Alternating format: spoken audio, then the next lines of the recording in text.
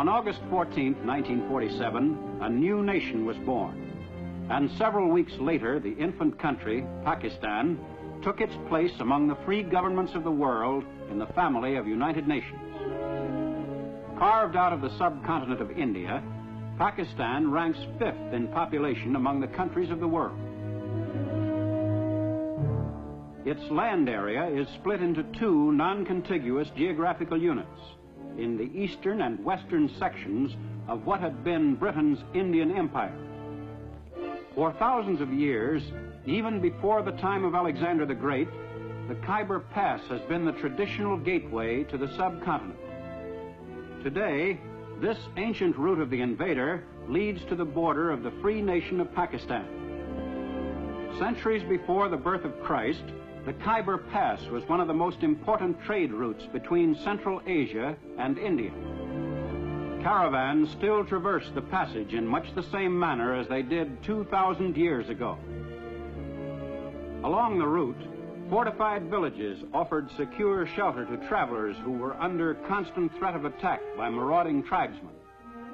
Most of the traveling bands that set out to make the difficult trip across the craggy defile were usually well loaded with goods that could bring a considerable price once their destination was reached.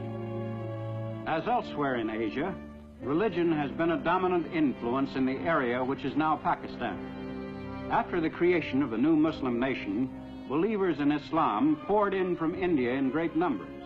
And today, of the 80 million inhabitants of Pakistan, 68 million are Muslims. The people of Pakistan represent a variety of racial stocks. Present-day Pakistanis may trace their ancestry back to Indo-Aryan, Semitic, Mongol, and Dravidian peoples. The average Pakistani is today a swarthy, stocky person. The rugged life in the northwest frontier province has made the Pathans somewhat heavier in build and tougher than their neighbors to the south. The bearing of the frontier Pathans is proud and resolute, and they are regarded as one of the sturdiest peoples alive today.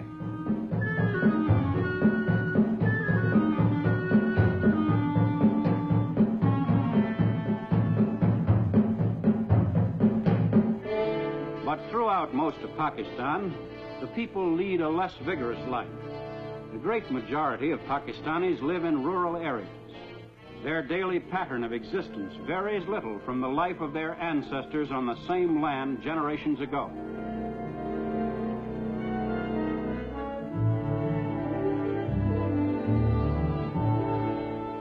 Throughout Pakistan, most Muslims still dress in the traditional manner.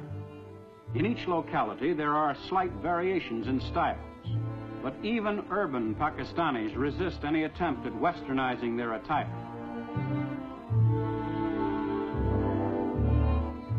Some women still cover themselves from sight with the ancient burqa. Everywhere, the face of this young nation today gives evidence of its religious heritage, from which the country derives its strength and unity.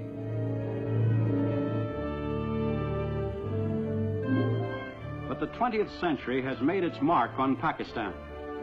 Karachi Airport, one of the largest airfields in Asia, is a regular stop on the airline schedules of 7 nations.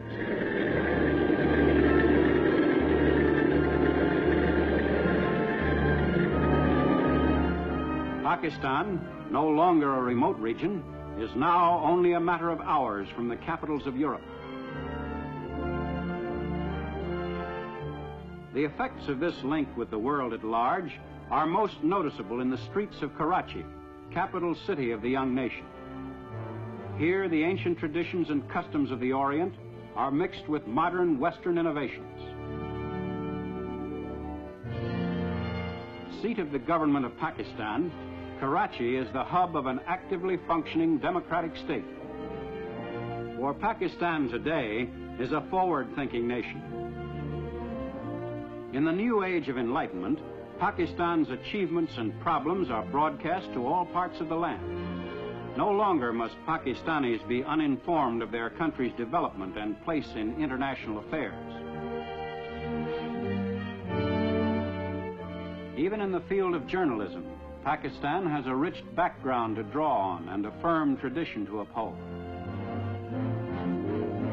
In an age in which propaganda is triumphing over truth in many parts of the world, Pakistan boasts complete freedom of the press.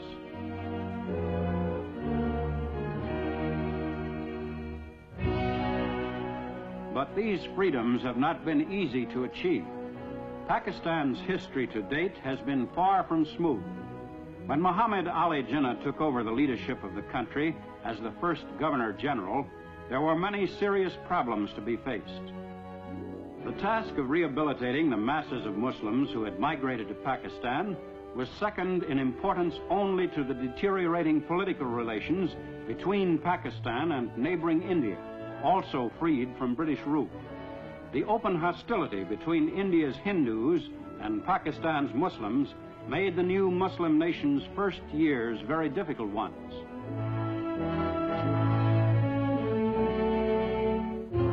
Most vital problem for Pakistan's leader was the defense of the country's borders. The infant nation had to be prepared against attack at any moment. Pakistan's very existence depended largely on adequate military strength, should the dispute with India assume uncontrollable proportions.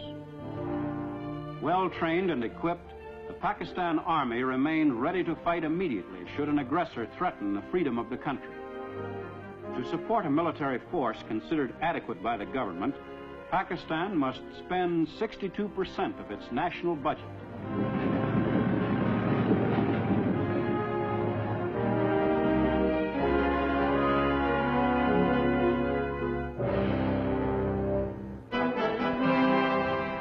To keep its army well schooled in techniques of modern warfare, Pakistan has retained the services of a number of senior British Army officers. These officers have a thorough knowledge of the problems of warfare in that type of country.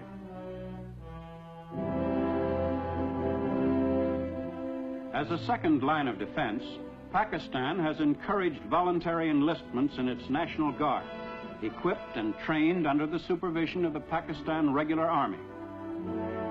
Formation of the National Guard met with such enthusiastic public response that recruiting centers were besieged by volunteers, anxious to play an active part in their country's defense.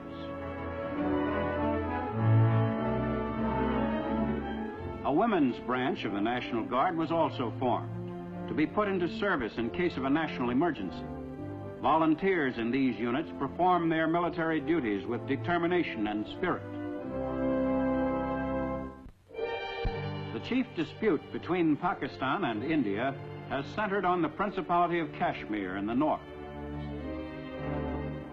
Famed for its beauty and bracing climate, Kashmir has long been the leading resort area of the Indian subcontinent.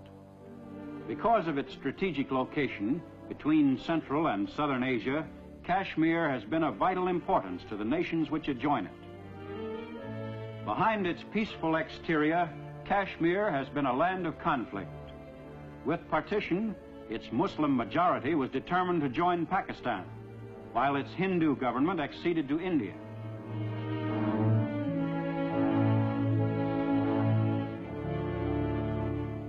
After months of military operations for control of the area, a ceasefire agreement between Pakistan and India was put into effect in January 1949 through the United Nations.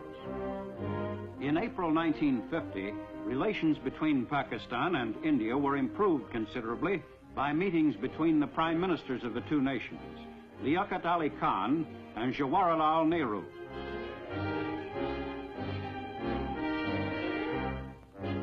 Disputes over the disposition of territory are not the only perplexing questions. West Pakistan is one of the most extensively irrigated areas in the world, but the headwaters of the rivers which feed that system are in Kashmir and in India. If the principal flow of these rivers were lost to Pakistan, large areas of the country now fertile would become arid. Should India divert the course of these rivers, Pakistan's irrigation system would become useless. Since Pakistan is chiefly an agricultural nation, such a move on India's part would be ruinous to the economy of the country as a whole.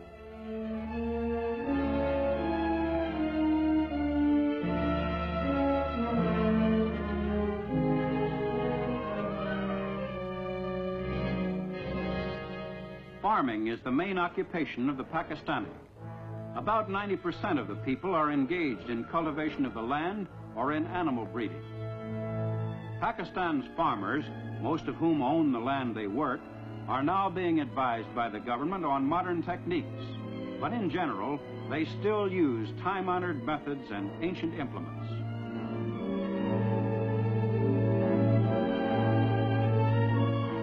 Food crops play a most important role in Pakistan's economy.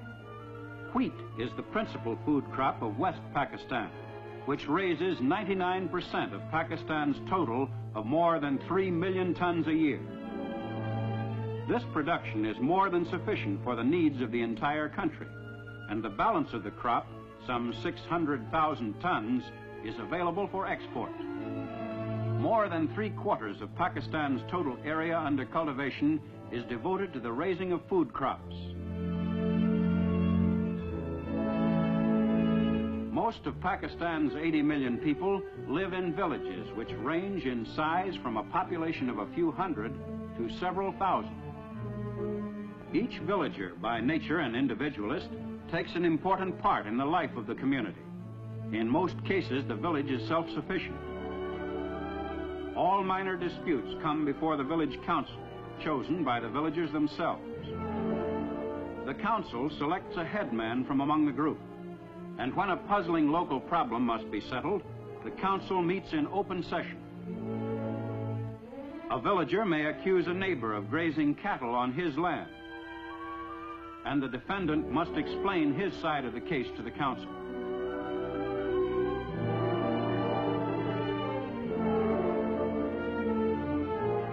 The young nation's concern for its people is everywhere apparent. In the smallest villages, schoolmasters are at work combating illiteracy, teaching the children the fundamentals of the Urdu language. For Pakistan is determined that future generations shall be educated to assume the responsibilities of citizenship.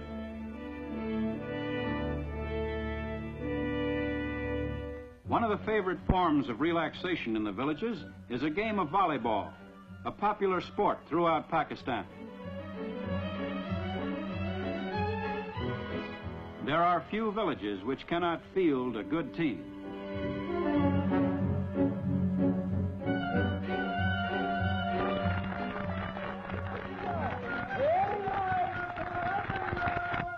And once the chores of the day are finished, the villagers can enjoy the tunes of itinerant musicians who roam the countryside, entertaining the people who work the soil.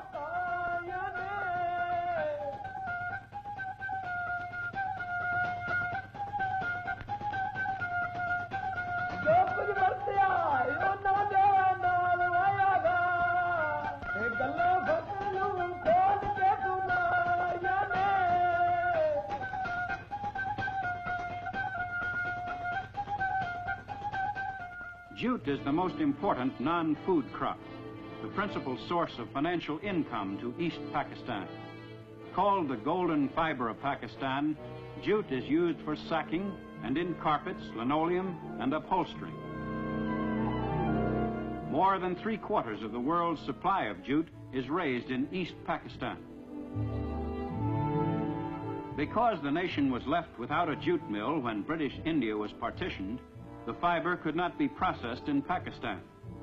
Pending the construction of mills, Pakistan exports the raw fiber. All of East Pakistan's exports are funneled through the deep-water port of Chittagong on the Bay of Bengal. Through this port are routed also all shipments bound for West Pakistan, the only surface supply route between the two sections of the country.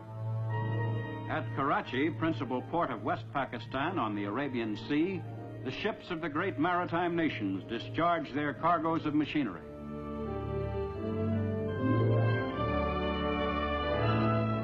Pakistan is one of the few countries of Asia which have a favorable balance of trade with the hard money nations of the world. For despite the large quantities of machinery and other goods entering the country, Pakistan's exportable surplus of jute, cotton, wheat, and other products more than offsets the value of its imports. Transportation facilities to the interior are being improved steadily. Amtrak trains like the Pak Mail Express link the major cities of Karachi, Lahore, and Peshawar.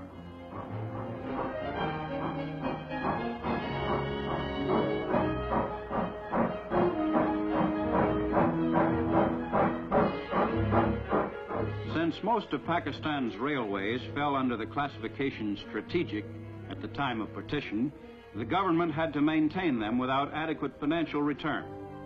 But the difficult period ended after some 7 months, and today the railways are on a sounder operating basis than ever before.